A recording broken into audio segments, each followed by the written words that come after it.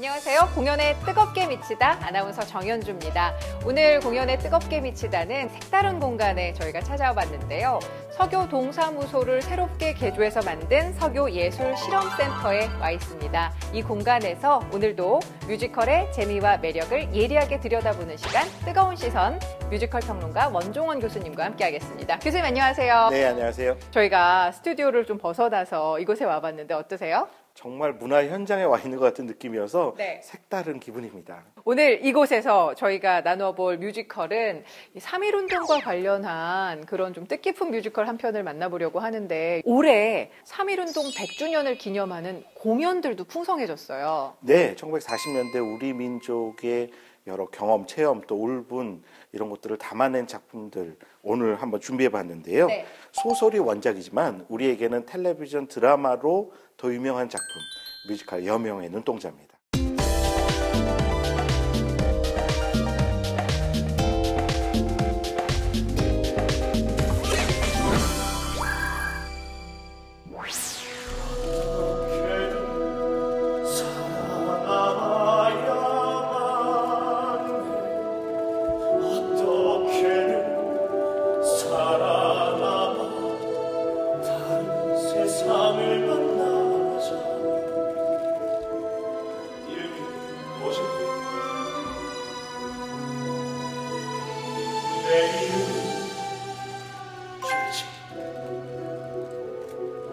학도병으로 끌려온 대치가 전장터에서 위안부로 끌려온 여옥과 우연히 만나게 되고요.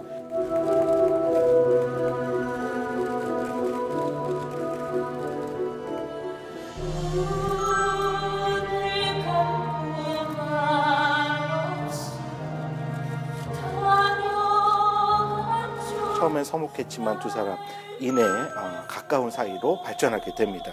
하지만 전쟁이잖아요. 그러다 보니까 둘은 헤어지게 되고요. 여옥은 대치 아이를 임신을 하게 됩니다. 사이판으로 끌려갔던 여옥, 그곳에서 또 다른 친구 하림을 알게 돼요. 그 하림은 여옥의 그 아이까지 돌봐주면서 둘 사이는 좀 가까워지게 되고요. 그런데 헤어졌던 대치가 바로 여옥을 찾아오게 되는 일이 벌어지게 되죠. 이야기는 세 사람의 얽히고 설킨 사랑 이야기, 그리고 우리 근대사에서 나왔던 격변의 현장들이 펼쳐지게 됩니다. 여옥이에요. 윤여옥. 고향은 남원. 준영이가 사랑한다.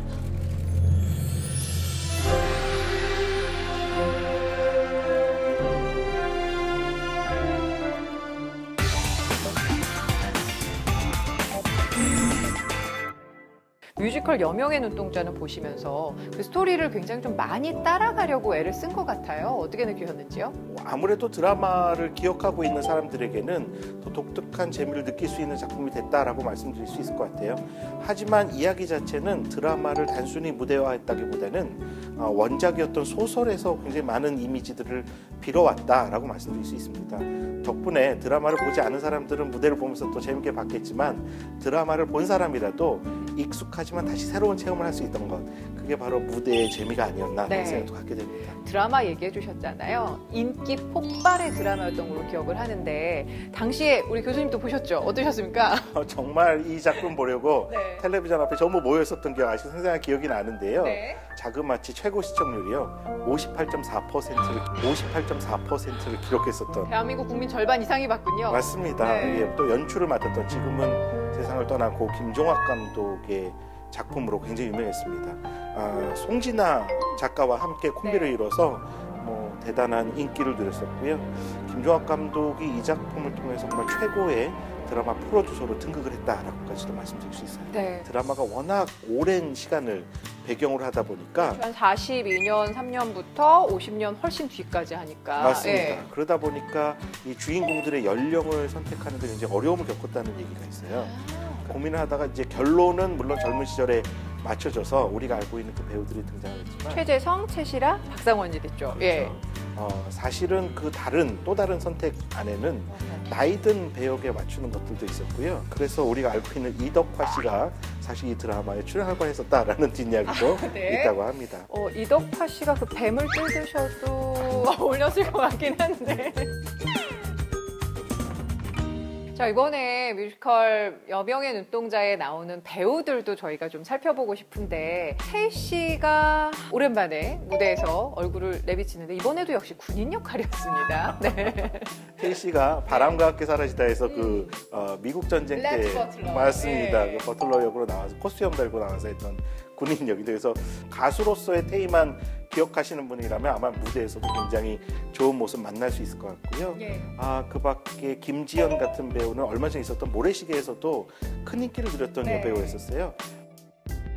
이경수 배우도 오래간만에 컴백을 했는데 가창력이 전혀 변치 않아서 팬들 사이에서는 역시 명불허전이다라는 이야기가 들릴 정도로 네. 멋진 모습을 보여주고 있습니다. 네.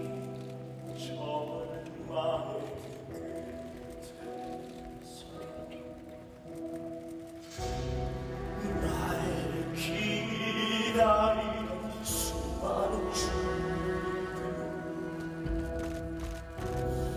너 하나만 바라보나 버티고냈어 너에게 말 묻고 이 선택은 우리 알아주기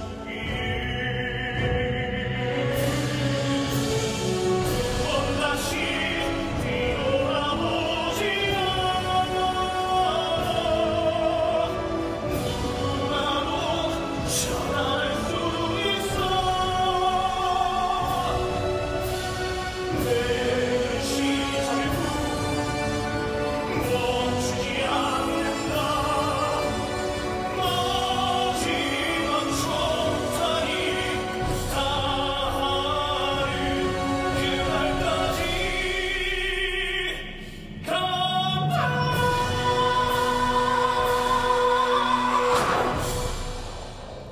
저는 또 이번 여명의 눈동자에서도 칭찬하고 싶은 부분이 앙상블들의 느낌이 굉장히 강렬했어요.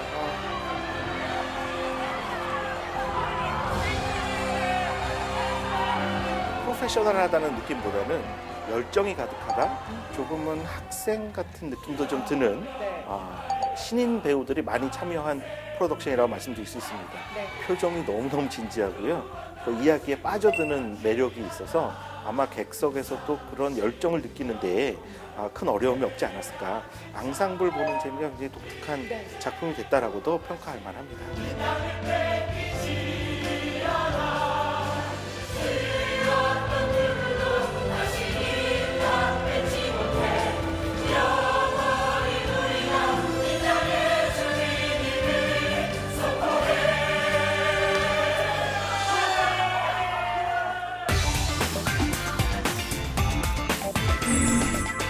대극장치고는 굉장히 작은 무대, 양쪽에 무대 옆에 나비석이라고 하는 곳에 제가 앉아서 봤었는데 움직임, 배우들의 소리를 굉장히 가깝게 느낄 수 있었던 것도 굉장히 특이한 경험이었는데 어떤 배경이 있어서 그렇게 무대가 만들어진 걸까요?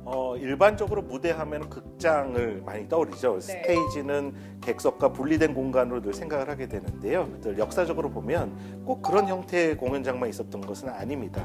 굉장히 다양한 형태가 있었죠. 우리나라에서도 공연된 작품 중에서는 원스 같은 뮤지컬이나 스프링 어웨이크닝 같은 작품을 보면 네. 바로 이 객석이 변화하는 독특한 모습들을 만나실 수가 있습니다. 이번 뮤지컬 여명의 눈동자 같은 경우는 런웨이 형식을 활용을 했대요. 패션쇼에 보면 그렇죠. 예. 그렇죠. 예, 모델들이 걷고 나오고 하는 모습들을 보게 되는데 이 런웨이 형식을 활용을 해서 무대를 꾸몄고요.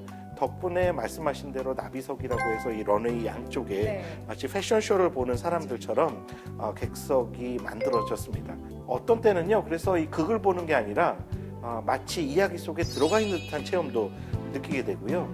바닥도 마루로 섰는데 네. 막 그 배우들이 뛰어나올 때 울림이 객석으로까지 전달되는 독특한 체험도 하실 수 있는 그런 무대로 완성이 됐다라고 말씀드릴 수 있습니다. 네. 사실 이런 다소 실험적인 무대 양식을 만들어낸 데는 또 뒷이야기가 있다고 해서 좀 마음이 아팠어요. 뭐 뮤지컬도 그렇고 연극도 그렇고요. 공연들이 초연을 할 때에는 아무래도 경제적인 어려움을 겪는 경우가 많아요. 투자를 봤는데 좀 어려움을 겪다 보니까 네. 무대를 좀 단출하게 만들어보자라는 아이디어가 나왔고요. 어려움 때문에 만들어진 무대지만 거꾸로 보자면 네. 그래서 또 독특한 체험을 만들어낸 재미난 경우라고 말씀드릴 수 있습니다. 이 여명의 눈동자 가운데 어떤 장면을 추천해 주실지 명장면 1분을 좀 골라주세요. 하림이 여옥을 굉장히 사랑하죠. 많이 배려를 해주려고 노력을 하지만 아쉽게도 대치가 돌아오게 되면서 그녀를 떠나보내게 됩니다. 이 작품에서는 역시 그 세 사람의 모습들이 의미를 이루는 것이 아닌가라는 생각을 하게 되는데요.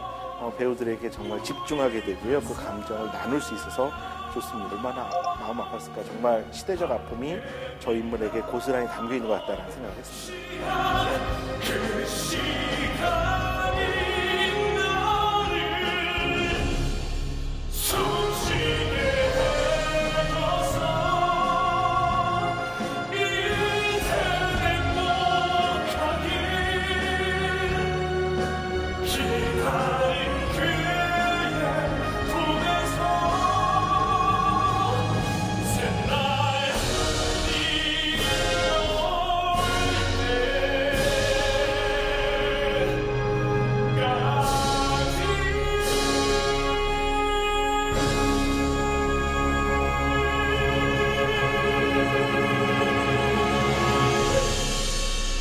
뮤지컬 여명의 눈동자에 대한 교수님의 별점 기대해 보겠습니다.